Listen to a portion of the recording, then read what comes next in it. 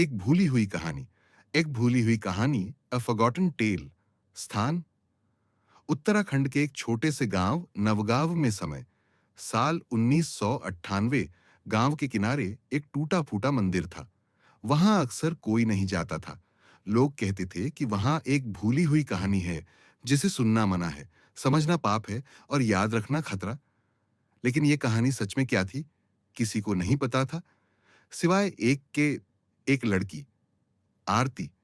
आरती एक साधारण सी लेकिन दिल से मजबूत लड़की थी। छोटी उम्र में ही माँ बाप का साया सिर से उठ गया था। उसने अपने छोटे भाई अंशु को माँ बाप दोनों बनकर पाला। आरती का सपना था कि अंशु बड़ा होकर डॉक्टर बने। उसके लिए वो खेतों में काम करती, लोगों के कपड़े सिलती, बच्चों को पढ़ाती, जो भी काम मिले कर लेती। गांव वाले कहते, लड़की है, ज्यादा मत उड़, नहीं तो गिरते देर नहीं लगती। लेकिन आरती कहती, मैं उड़ने के लिए नहीं, उठने के लिए जी रही हूं। एक भूली हुई विरासत। गांव में एक मान्यता थी, राजा अमर सिंह की कोठी, जहां कोई नहीं जाता था। कहते हैं वहां पर एक रहस्यमय किताब है, जिसे पढ़ने वाला इंसान या तो बर्बाद हो जाता है या फिर इतिहास बन जाता है। आरती को भी इस कहानी में कोई दिलचस्पी नहीं थी। लेकिन तब सब बदल गया, जब अंशु को जिंदगी और मौत की जंग से गुजरना पड़ा। टूटता सपना, जलता विश्वास। एक दिन अंशु स्कूल से लौटते वक्त पहाड़ी से गिर गया। गांव में इलाज मुमकिन नहीं था और शहर ले जाने के लिए न पैसा था न सवारी। डॉक्टर ने कहा, अगर 48 घंटे में इलाज शुरू नहीं हुआ तो बच्चा हमेशा के लिए अपंग हो सकता है। आरती ने गांव के लोगों से मदद मांगी, लेकिन सबने अपने अपने दरवाजे बंद कर लिए।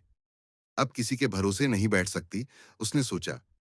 उसे याद आई राजा अमर सिंह की कोठी और वो किताब। हिम्मत और हवेली। रात के 2 बजे आरती अपने दिल की धड़कनों को शांत करती हुई कोठी की तरफ चली। दरवाजे पे धूल जमी थी। हवाओं में एक अजीब सी फुसफुसाहट थी, जैसे दीवारें भी कह रही हों, मत आ, लौट जा।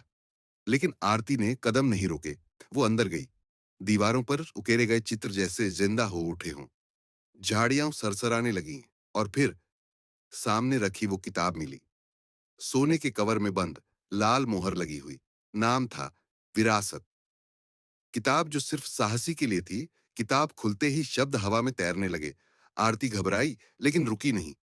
उसने पढ़ा, सच्चे इरादों से मांगी गई मन्नत कभी खाली नहीं जाती। अगले ही पल कमरे के एक कोने से एक दरवाजा खुला, जहां एक बूढ़ा बाबा बैठे थे।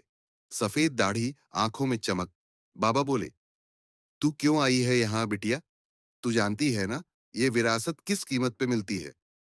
आरती बोली, मेरे पास खोने के लिए कुछ नहीं बचा बाबा, पर बचाने के लिए मेरा भाई है। बाबा मुस्कुराए, अच्छा, तो ले जा ये औषधि, मगर याद रख, ये सिर्फ तेरा इरादा नहीं, तेरी आस्था भी मांगेगी। ये कहानी लोग भूल चुके हैं, पर तू अगर इसे जिंदा कर पाई तो ये भूली हुई कहानी इतिहास बन जाएगी। जंगल जान और जनून। आरती औषधि लेकर पहाड़ी रास्तों से होते हुए वापस घर भागी। हर कदम पर डर था, हर मोड़ पर अंधेरा, लेकिन भाई की जिंदगी का ख्याल उसके पैरों में बिजली भर देता। सुबह होने तक अंशु को औषधि पिलाई गई। 3 दिन तक आरती जागती रही, माथे पर पट्टियां। चमत्कार या कहानी? गांव वालों ने इसे चमत्कार कहा। कुछ ने कहा जादू टोना है। लेकिन किसी में इतना साहस नहीं था कि उस कोठी की ओर फिर देख भी सके। आरती ने किसी को कुछ नहीं बताया। उसकी चुप्पी ही उसकी ताकत बन गई। उसने फिर से सिलाई शुरू की, खेतों में काम किया और अंशु को शहर भेज दिया पढ़ाई के लिए। 20 साल बाद, साल 2020, नवगांव में एक भव्य स्कूल का उद्घाटन हो रहा था। पूरा गांव जमा था। स्टेज पर एक शख्स खड़ा था, सफेद कोट में, मुस्कुराता हुआ। मैं हूं डॉक्टर अंशुमान। आज मैं जो कुछ भी हूं, सिर्फ एक औरत की वजह से हूं। एक ऐसी औरत जो आज भी इसी गांव में है, मेरी दीदी आरती। गांव तालियों से गूंज उठा। आरती, जो भीड़ में खड़ी थी, आंसुओं से मुस्कुरा रही थी। खत्म होती कहानी या नई शुरुआत? उस रात अंशु ने दीदी से पूछा, दीदी, वो किताब, वो कोठी, क्या वो सब सच था? आरती मुस्कुराई। सच वही होता है जिसे लोग मानने की हिम्मत करें। पर कुछ कहानियां खुद को दोहराती नहीं, सिर्फ जिंदा रहती हैं किसी के भीतर। सीख क्या है इस कहानी से?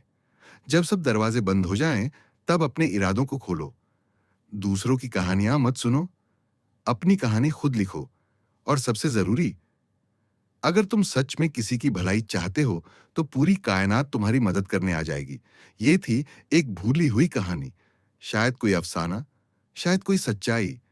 पर अगर तुम्हें कभी लगे कि तुम अकेले हो, तो बस ये याद करना, कोई आरती कहीं किसी अंशु के लिए अभी भी लड़ रही है।